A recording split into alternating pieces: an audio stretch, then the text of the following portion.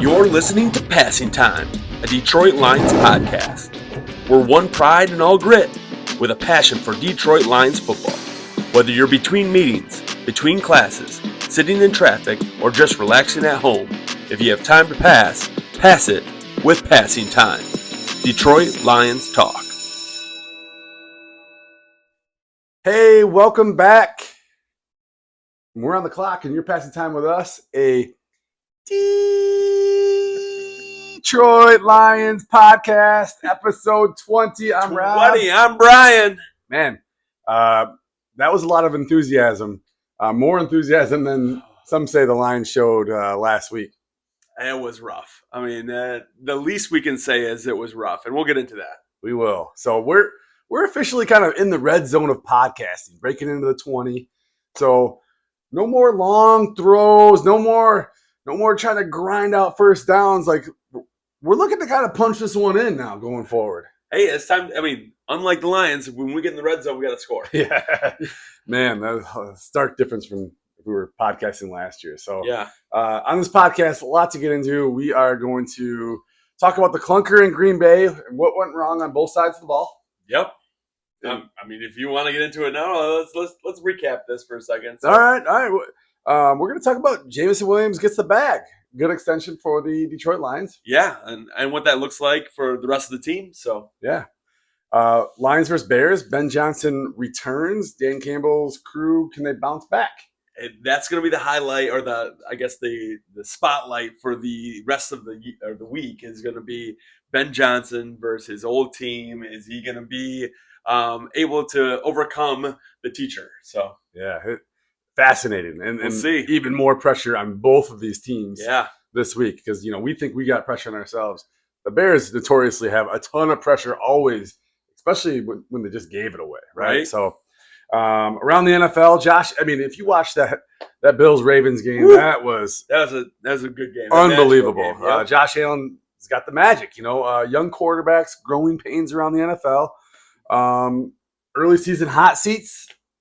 I mean, we talked about that a little bit last week, and who we think is going to stick around for 2025, or who's going to be looking for a job. McDaniels looks like he was sleepwalking in that game. I don't know. I think he might make a good offensive coordinator, though. He might make a good offensive coordinator, but we are not looking. We just got a good one. So, Bill's bullet points. Call just get on the phone right now and dial 911, because there might be a one here real quick, because he's on watch. So suicide hotlines, it's busy right now. It's scary right now. So I just hope that he can take a step back, take a deep breath, and let this process a little bit. Really fun game with the Bears and the Vikings on Monday night. I mean, it was a little bit lackluster in the first half, but you saw glimpses where this could become a little bit better game, and it really was an entertaining second half. And, I mean, you've looked at the first 15 plays, and the Bears looked really sharp. And then from then on out, they couldn't adjust. And then you saw the Vikings adjust and kind of ease into some things and look pretty solid. So we'll see that if they're going to be contenders for the NFC North, or if they're going to be, dealing with those growing pains like new coordinators, new head coach, new quarterback, and so on. So yeah, absolutely. So we're recording this just shy of 11 o'clock on Wednesday night. So if Brian's on his game, you'll be kind of getting this podcast delivered to you right around the time that there's a big Thursday night football. And we're going to see Green Bay, and if they are what we think they are, if they are legit, or the Lions are less than we would have hoped. So yeah. So let's get kind of into it here, and let's start with kind of the somber news, and let's do a game recap a little bit here on the Lions Packers from last week.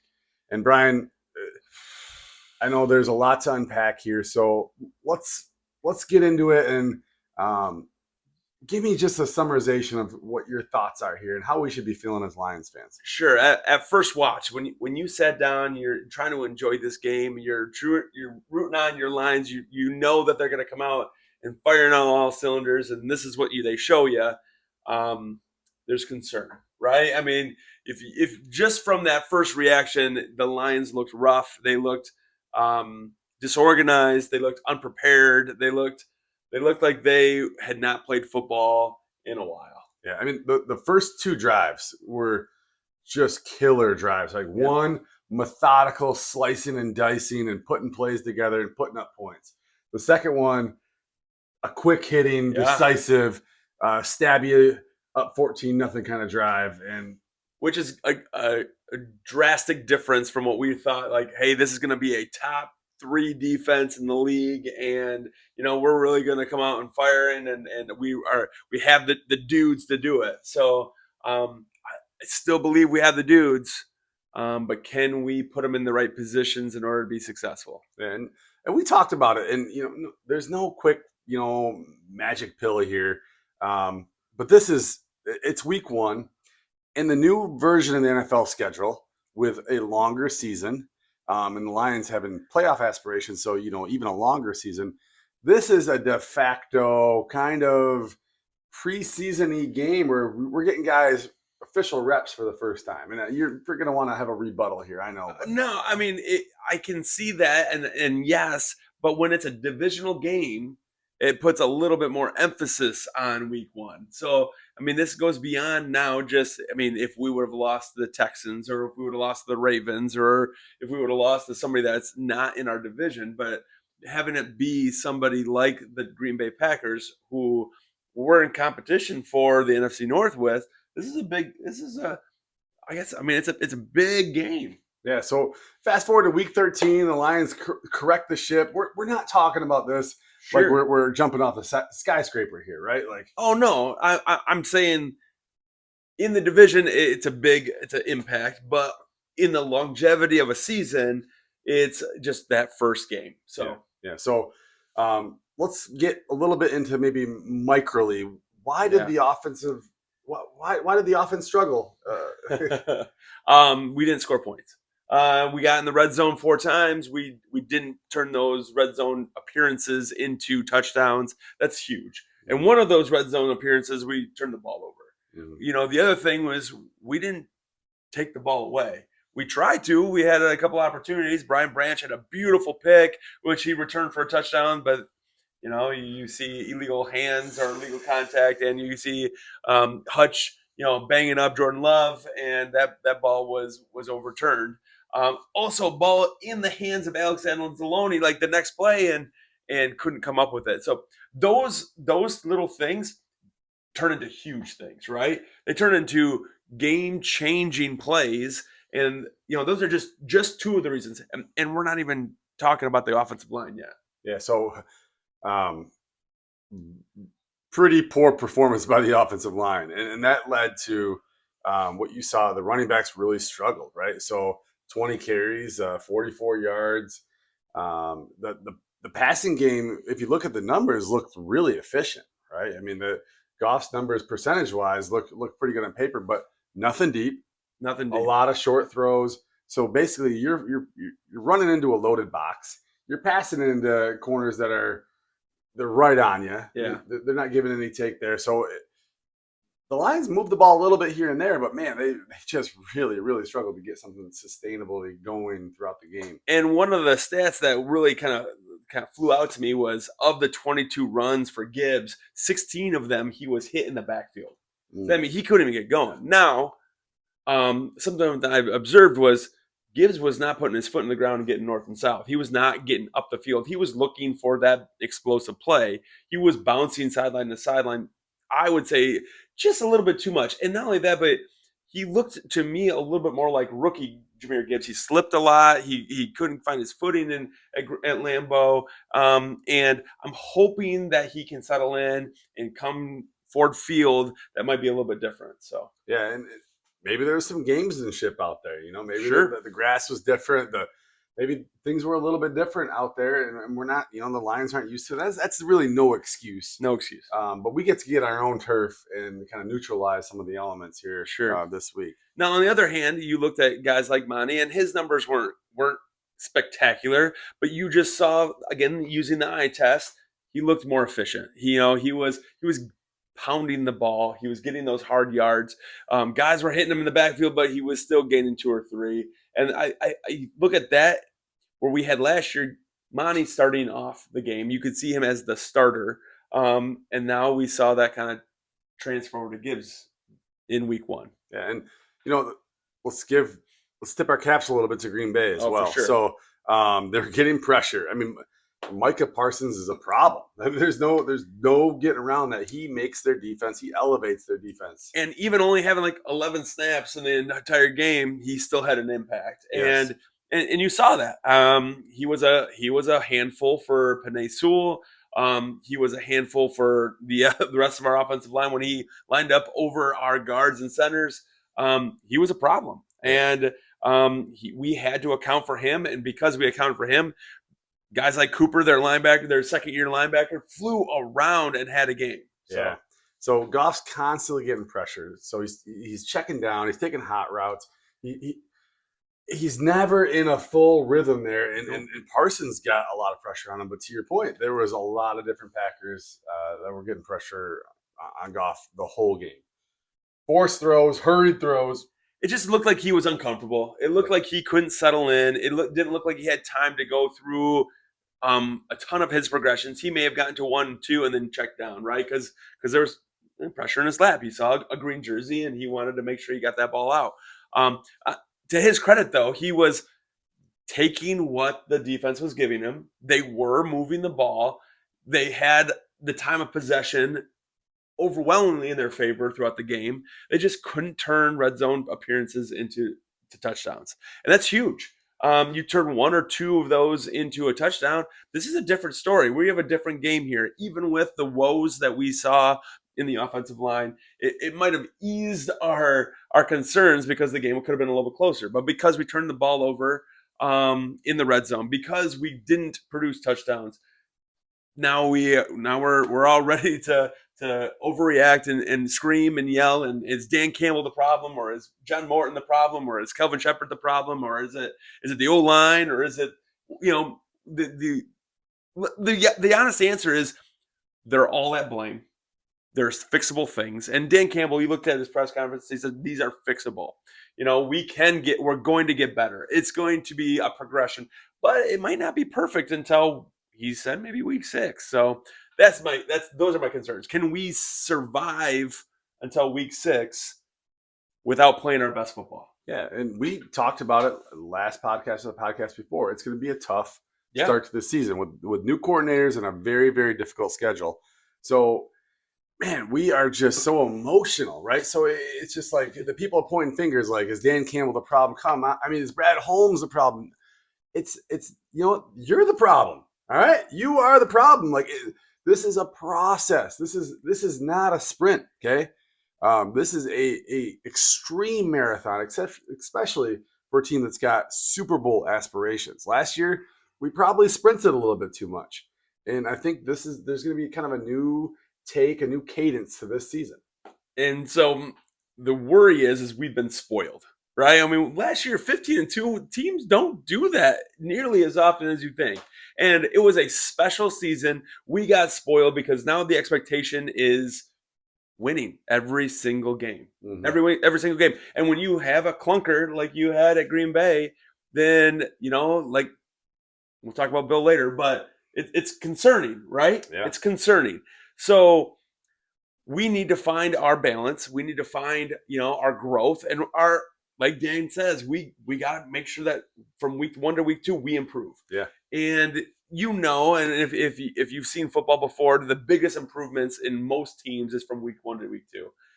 It just, can we close the gap enough to beat a team like the Bears? I think that's going to give us that's a good problem, or that's a good team to have for week 2. Man, both buttholes are tight, right? We're coming into this game, and they both need to win. So that being said, let's go back. Let's talk about the defense against the Green Bay Packers. So the initial first half of the defense, I was not impressed with. Right? You saw what they were doing. Calvin's trying to be cute by dropping guys like Hutch into coverage, Davenport into coverage. You saw Barnes not getting pressured. Nobody really found their way home, but they had a good plan. A quote I heard is, the Lions, they got ready to play some football, right? But the Packers got ready to play the Lions.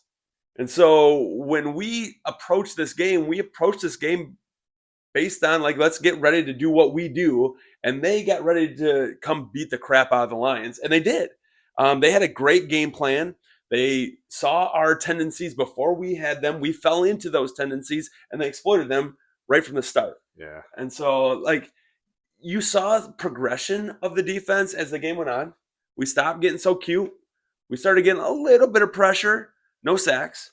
But at the same time, our run defense was solid. Mm-hmm. And Jacobs didn't get going. It's some of those explosive plays that we could not rein in. So yeah.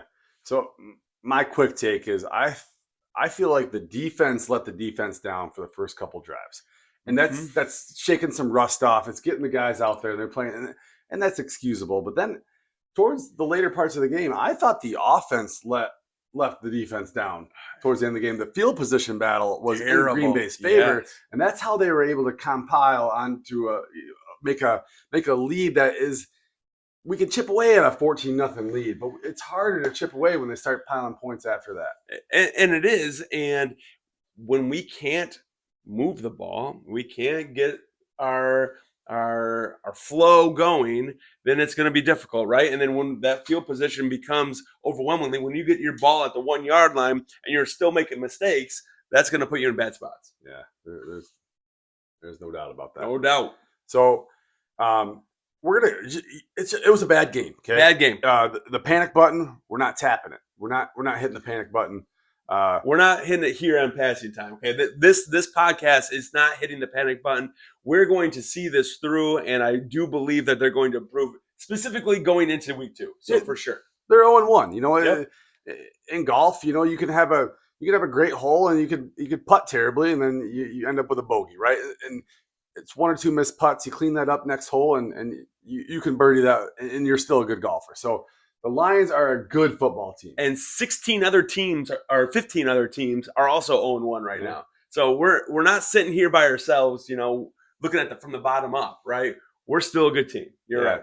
I saw some data on, you know, other teams that started off similar to the Lions, similar loss. And, you know, none of them, the Washington Commanders last year, week 1, lost by 20 points. And, you know, they ended up going pretty far. So it can happen. It's a very, very long season. Yep. If the Lions get the ship back on and they start chugging down the tracks, we can forget about this. And you know, this is gonna be an afterthought. You know, come weeks 8, 9, 10 when we're rolling, right? Yeah. So, any highlights? Any positives? I mean, we talked a lot about the negative. We talked about a lot of the woes from week 1. What did you see that you can say, hey, we can build on this? Man, Goff's efficiency, you know, I think that's you have to look at that. I thought Goff played a pretty good game. He's going to be your general back there. He knows. Problem is he knows so much more than, like, you know, the offensive line breakdown in some of those areas. So that's going to be very, very frustrating. Man, it's really. I thought Laporta played decent. There you go. He had a pretty good game. Oh, like, I mean, Tesla had a phenomenal catch in garbage time, right? Like, but you know, he had an opportunity. They gave him a chance, and he shined, right? And that's something you can build on. I absolutely agree. I think Goff, you're right. His efficiency, his checkdowns. I would have loved to see him just take a shot, you know, here and there. But at the same time, you want him to be safe with the ball, right? And I do believe that Laporta found his open spots, and we should have had some more of those deep crossers, because I think he could have shined even more. Yeah. But I would say that the shining moment of week 1 was that catch. Well, 8 seconds, whatever. Yeah. Whatever. It was awesome, right? And then, you know, one-handed, managing his body enough to get those 2 feet down, and just, man, that's a dude right there, right? You know, the one I can compare it to, the closest I can compare it to is the Odell catch from back in the day, right? I mean, that's wow. That's a wow catch. I mean, it's hard to put that into words. So he gets confidence from his quarterback. He gets confidence from his coaches. He's on tape now. From other teams are going to be like, you know what, this guy, we have to scheme for him a little bit. So he's going to draw the attention of the defense, maybe a little bit all over the field, but especially in the red zone, right? Sure.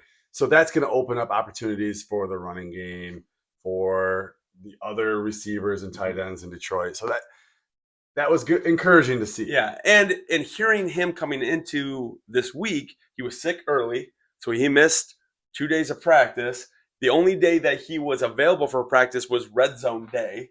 So they thought maybe, hey, this is the time, the opportunities to kind of get him in. He only played 3 offensive snaps, and that was one of them. Yeah. So I mean, just his time is going to grow. His role will grow, and he is going to be, like we talked about, he's going to be a factor. Yeah, yeah, absolutely. So So game preview now. Let's shake it into the kind of this coming week here.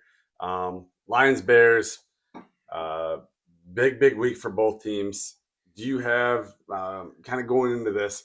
Maybe we'll start kind of Lions offense versus Bears defense and kind of look at that. I know there's a lot of narratives out there. I mean, the only narrative, and you're going to hear, is Ben Johnson versus Dan Campbell, right? That's the only narrative. And Ben knows Jared, and he knows this offense. Hopefully, we've pocketed a couple nuances that this team has not shown yet for Ben Johnson, and we'll pull those things out. Those aces up the sleeve, and hopefully we'll get some things rolling. But right now, this Bears team, it's not a great team. It's not great. They have some good players. They have some good coaches. But again, if you matched us mano a mano, we're a better team, and we should be able to, if we can put some things together, get rid of some missed assignments, should be able to exploit them. Yeah, I think the strength of the Bears defense is probably their cornerbacks. They got 2 solid cornerbacks. Yep. They can generate a little bit of a pass rush. But I do think this matchup, the Lions offense versus the Bears defense, it favors the Lions offense. Maybe not the offense that we saw last week. So maybe a little bit closer to the offense that we've grown to know and love. Sure. And right now, some of their DBs are banged up a little bit. The expectation is that they will play. Mm-hmm. But you wonder, are they going to be playing at full strength? Yeah. So. Yeah.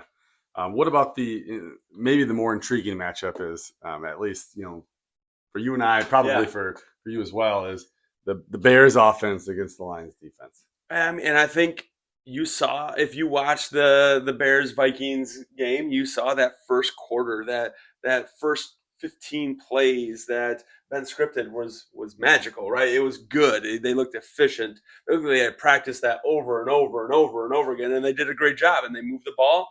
And they put up points. But once the bullets start flying, and once adjustments were made, it was kind of the game became fast, and it became fast for both Caleb as well as Ben. And that's where I start to see is where are we going to see those adjustments be made? Is Ben going to be able to continue or be able to make adjustments going into week 2? I think so. He's going to try to learn from him. He's a first-year head coach. But is Dan going to be able to adjust as well and hopefully stay ahead of that? I think so too. So I mean, that's where the question marks are going to start to come arise, and that's some of the questions that we'll see throughout this week. So Ben Johnson, great offensive mind. But he got to run that offense with a quarterback that's a very cerebral, just a leader of an offense. And now he takes this, to overuse the word cerebral, but he takes a cerebral offense where there's a lot going on, and he gives the keys to a young kid in Caleb Williams, who's ultra talented. I mean, but what I saw was after the script. I mean, during the script, I'm thinking, I'm going in my fantasy football app, and I'm seeing who owns Caleb Williams in the Ben Johnson offense, and I'm giving them whatever they want. And then as I'm assembling this trade and I'm starting to see the next drive, I'm thinking, whoa, now Caleb is out of his element, and he's not keeping up with Ben Johnson's offense. And you can see the level of frustration back and forth. Mm-hmm.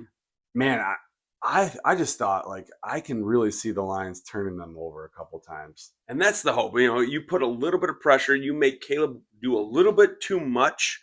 Because I think what you want is Caleb Williams to put the ball in his hands and the weight on his shoulders because I don't think he can handle it. And that's what I think the Lions should continue to try to do is do what they do. I mean, I don't think it's going to be terribly hard to stop the run. The Bears' run offense isn't amazing. It's not terrible, but it's not amazing. And DeAndre Swift had a decent game, but I feel like we can shut that down. I think we put the weight on Caleb Williams.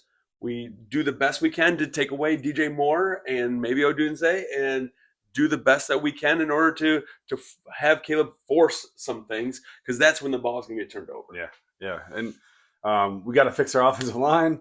We got some issues there, but I think that is something that is easily fixed. You have some key veteran pieces there that can, I mean, you look at the PFF grades and nobody played well. Even your perennial all-pro guy, right? So Panay, yeah. That actually, to me, I'm like, okay, that's not a bad sign. It's a terrible sign, but like, let's throw the clunker out. We're off script here. But even if your all-pro is subject to the same as a few of the questionable pieces in there, it's like, all right, like it was a clunker game. It was a poor game plan. And you think about. Again, if we go back to Green Bay, you think about these tackles kind of putting pressure on themselves to make up for the guards, these young two guards that are in, they're early in their seasons, early in their careers. Ratledge being a rookie, Mahogany being like his third game ever, so they're almost you almost get away from doing what you need to do, and you start focusing on also what they need to do, and you try to do too much. Yeah. And you compound that with, to be honest, Graham did not play a good game. Graham is not Frank Ragnow. We're still trying to do Frank Ragnow things, and Graham is not going to be able to do that. So we as fans and Dan as a coach and John Moran as a coach needs to adjust to realize what are they capable of, and let's kind of pare this down to not giving them too much to think about. Let them play fast and put them in good spots. So Dan alluded that in his press conference, basically saying like, "Hey, we're going to simplify things a little bit. We brought way too much. We're going to dumb it down a little bit, and we're going to instead of going into the line of scrimmage with 3 plays or 3 options, we're going to go in there with 1, maybe 2, sure, and just kind of do what we do well." And you also heard that communication was an issue. Being at home for week 2 is going to be huge. It's going to be huge because obviously the crowd's a smart crowd. They're going to be quieter during the offensive series. They're going to allow communication across our offensive line. And if you're watching this and you're going to the game, be quiet during the offensive series so that our offensive line can communicate, and be loud in those defensive series, right? So it's going to just ease some of those stresses, right? It's going to give them the ability to make those checks, to get on the same page, and you're going to see improvement from week 1 to week 2. Yeah, I don't know. Again, 1-800-GAMBLER. We're not giving gambling advice, but it just kind of feels like everybody was out in the Lions coming into the year, and everybody saw that game, and this just seems like the classic like hammer the Lions. Yeah. Don't even look at the line. Just go in there and hammer it. So Jameson Williams gets the bag, right? And something we hadn't talked about yet because it happened just before the game, but $83 million, 3 years.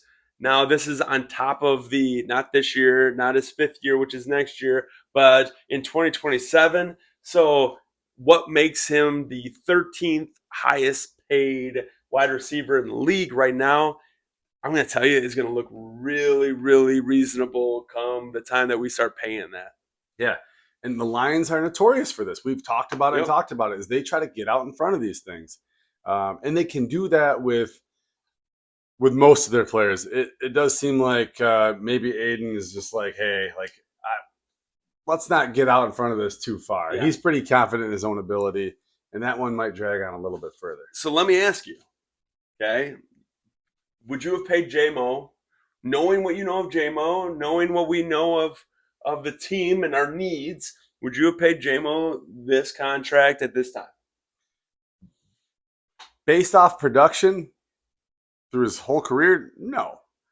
But based off of what the Lions are seeing from him and what they're believing, you could tell going into the season. You didn't see it week one, obviously, but it sounds like they know that they're getting a pretty good deal here. Okay.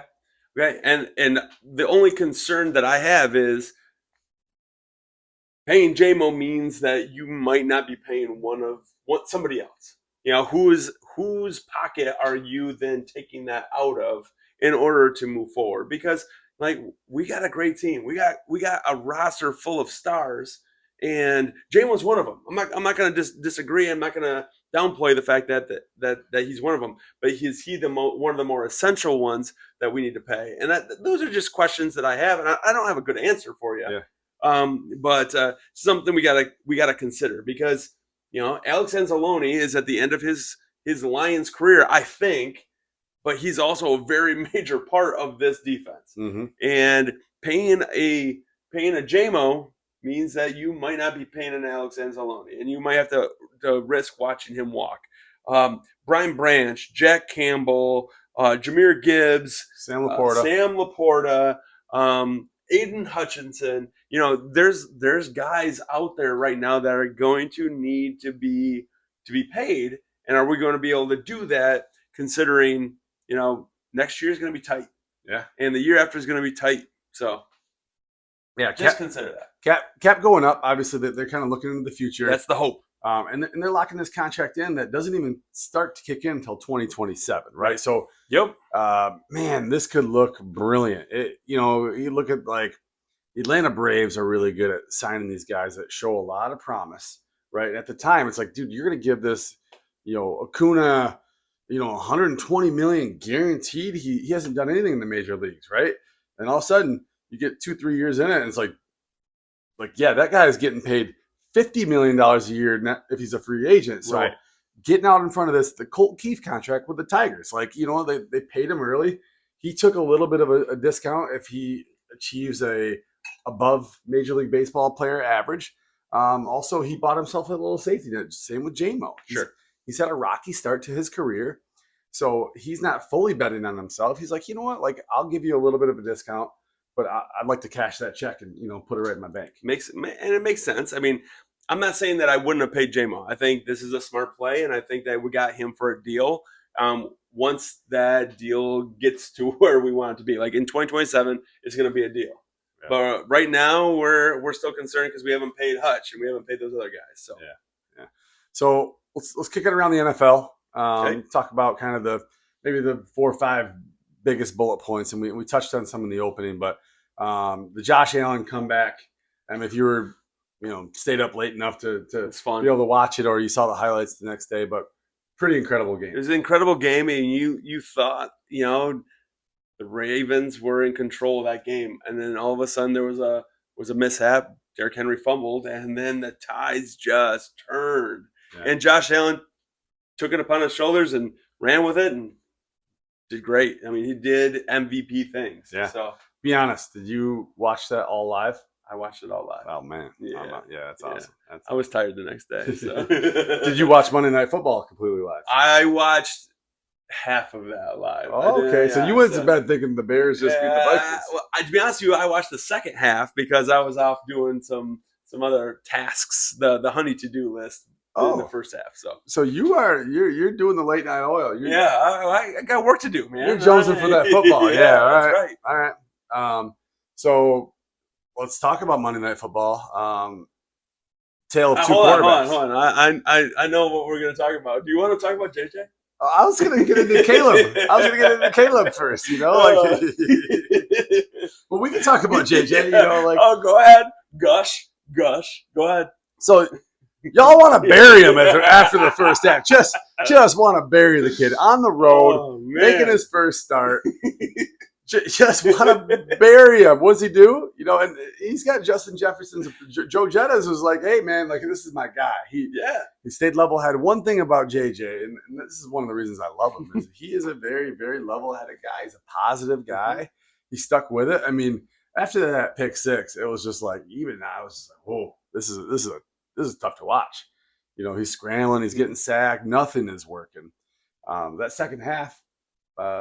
looked beautiful. You did, and I would agree. I mean, he looked like he was able to just put the last play behind him, move on to the next play each and every time. Didn't allow anything to compound, and he looked like an NFL quarterback. Yeah. So the other side did not, and Caleb Williams missed some open throws, missed some open plays. He forced some things. He seemed like he held the ball a little bit too long, and I don't think he was working within a system. He was working within his self and tried to do too much. So. Yeah, I mean, running one way, throwing the other way, stepping out of bounds, like intentional grounding, like that is gonna burn you, man. Like he is not playing within the confines of what Ben Johnson wants him to do. And what's Ben gonna do? Is he gonna tighten the bootstraps a little bit? Can you? Yeah, I don't know. I those are the questions, right? I think this forced pair between Ben Johnson and Caleb Williams, I don't think it's going to end well. I don't think that Ben Johnson's going to tolerate Caleb Williams, and Caleb Williams is going to try to do his own thing. I don't. That's just my belief. I don't have anything to back that up right now, except for what you've seen from last year and this year. So. Yeah, it just feels like you're wearing a different type of sneaker trying to play a different type of sport or something. He just isn't the Ben Johnson prototypical guy, but you could easily see Caleb Williams going to a different offense and being like, yeah, this is going to work for him. But this just doesn't seem like it's the fit. Which is funny because when Ben Johnson gave his kind of more towards those introductory press conferences when he became the head coach of the Bears, he talked about having a mobile quarterback and not having had that in Detroit, but now being able to open up all these doors that he's going to have in his offense. And yet, a mobile quarterback doesn't mean a better quarterback. Yeah, it's just greener pasture stuff. You leave your old job because you've been thinking about this new job, and you get there and it's like, yeah, man, I never had the freedom to do this. And yeah, this new job is telling me unlimited vacation. My old job only gave me 3 weeks. Well, yeah, it's your new job. Unlimited vacation becomes guilty every single time you want to take a day off. And you're like, man, I just want the 3 weeks where I don't have to feel guilty. And it's always greener pastures kind of stuff. So like, we'll see. Be careful what you wish for, right? We'll like, other thing that you saw in the NFC or in the NFL, it was that all 3 previous Lions coaches did not come out with a victory. So Aaron Glenn, Ben Johnson, and Dan Campbell did not get those victories. So you said all 3 previous Lions coaches. I guess Dan is still. I'm sorry, I misspoke. All right. Wayne Fonts didn't pinch hit out there. Okay, all right. Yeah, Aaron Glenn brought it to the wire, right? Ben Johnson kind of brought it to the wire, and it's funny because I found myself rooting for the Jets, but rooting against the Bears. So that just I don't know. That's where I found myself. It was. You want to root for AG, but also I want to root against Aaron. That's Rodgers. What I'm thinking. So like, it's easy to just root against Aaron Rodgers. Yeah, for sure, no doubt. So big game probably tonight. It's Wednesday, but we're kind of forecasting. You're listening to this on Thursday. Commanders at the Packers, both 1-0. Both have momentum. Both have the juice right now. This is going to be a fun one. A Thursday night, a fun one. And we'll see. We'll see if the Green Bay Packers are what we think they are. They're a legitimate contender, or if we should be more worried as Lions fans. Who you got in that one? Yeah, I think that the Green Bay Packers are good. I honestly, seeing what I saw, I think they're a good team. You're buying stock in the. I'm not buying any stock with Green Bay, but at the same time, I can appreciate good football. So. Yeah, they have a little Ponzi scheme going on up there where you can go to their gift store and you can become an NFL owner of this team. They'll give you a little plaque. I'll pass, but it seems like a cool keepsake. Yeah, my buddy Steve Hirsch, he's the official Packer owner. So shout out, kid, friend of the pod. Kind of enemy of the pod. Is he an enemy of the pod? Maybe he's the hater of the small group. Right? I don't know. But hey, Russ Wilson on a short leash right now. Threw a clunker up. They got a rookie quarterback. How long is he going to last? Well, because I have a dynasty league and he's one of my starting quarterbacks, I hope he lasts at least 4 weeks because I don't have Jackson Dart as my backup. So Okay, we'll so see. good analysis, Brian. Probably not very long. No, You want to give no. you want to pick a good spot where you can introduce Jackson Dart into the league where he can maybe have some type of success, and not you're not just throwing him out to the wolves early in the season because you don't want to go back. So I imagine they'll probably give him the first half of the year, Sure. knowing that this is probably a year that they're not going to make the playoffs. And the defense didn't look overwhelmingly great. It's not like the Giants have something that they're just waiting for one piece Yeah, to fill that gap. yeah. So, Bill's bullet points. oh, This will be a quick segment here. What's Bill saying right now? 3 words. We are done. Ooh. Dun dun dun dun. What are your thoughts? Like, is Bill's jumping ship, or he is a true? Let me preface this. He is a true Lions fan. He just, I think, is having this.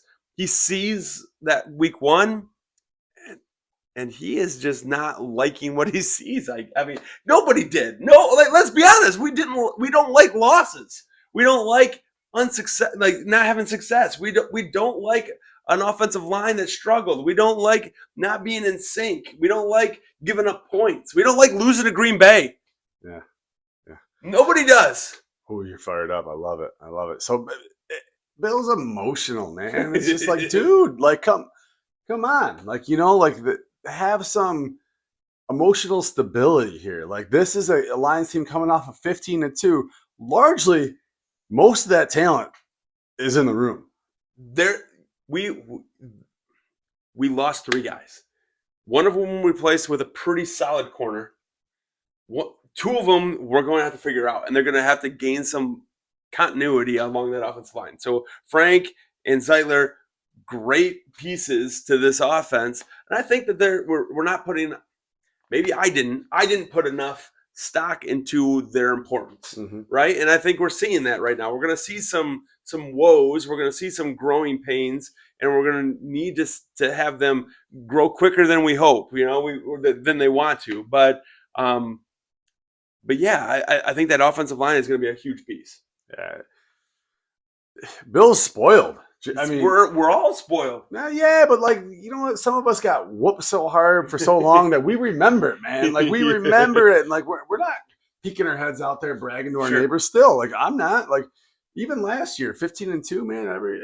Every Sunday morning, I'm just kind of sitting around like, oh man, I don't know. This is going to be a tough game, and there wasn't a lot of tough games last year.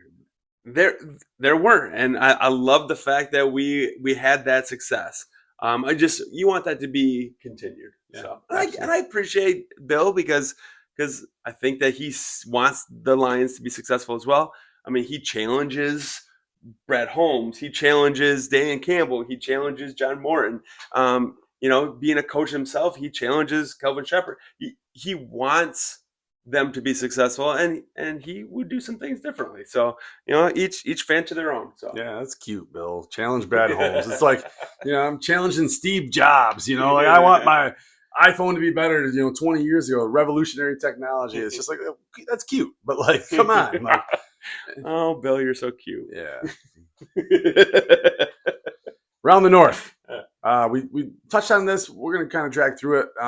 Green Bay Packers last week.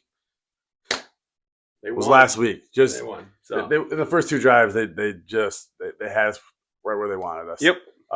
Big game this week. Big game tonight. When you're watching this, or you already saw that they played the Washington Commanders. Intrigued to see kind of what that matchup looks like. Vikings, JJ, rocky start, came alive. Felt like his teammates were still with him. His coach was still with him. And I'm anxious to see if like he builds out that momentum or if he's going to be a guy that has, low lows and high highs throughout his kind of rookie campaign. Yeah. And again, I mean, he played the Bears, who I don't think are a great team. So we'll see where he goes from here. So yeah, Bears came out looking about exactly how you thought like the best version of the Bears could look, and then now they are who they thought they are. You know, Yeah, like the old quote. And they gave up a 17-6 lead, and looked like the train was coming in the second half, and they couldn't slow it down. couldn't. And you look at same old Bears in this particular realm, and they found their way to pull the the defeat from victory. So Yeah, snatching defeat from the jaws of victory. Yeah. So, anything else you wanna hit? nothing more than, hey, check us out on social media. Go look at Twitter, go look at Blue Sky, go look at TikTok and Instagram. Go look at us on Buzzsprout or Spotify. Go find us where you find your podcast. Um, do me a favor, subscribe. Do me a favor, like our video so that we can get on the algorithm. Do me a favor and get our name out there because we want to continue to grow. We want to get out there to the masses, if you will. I can't believe we're on TikTok. I mean, it was just a few short years ago. I used to watch these cute little neighborhood girls do these dances in the driveway. I'm like, what y'all doing over there? And they're like, oh, we're on TikTok. And I'm like, man, these kids these days. As he's saying, get off my lawn, you know. Yeah, get off. Now we're on TikTok. Even though Yep. I don't know our username or password, but like, I feel like It's I'm up on there. TikTok. Yeah, So, take a look. Hey, thanks for passing time with us. It's been fun. We're in the grind. We're gonna have highs. We're gonna have lows. We're gonna try to be the voice of reason throughout the season. And we're gonna sign off here. But I'm Rob. I'm Brian. So see you later this week.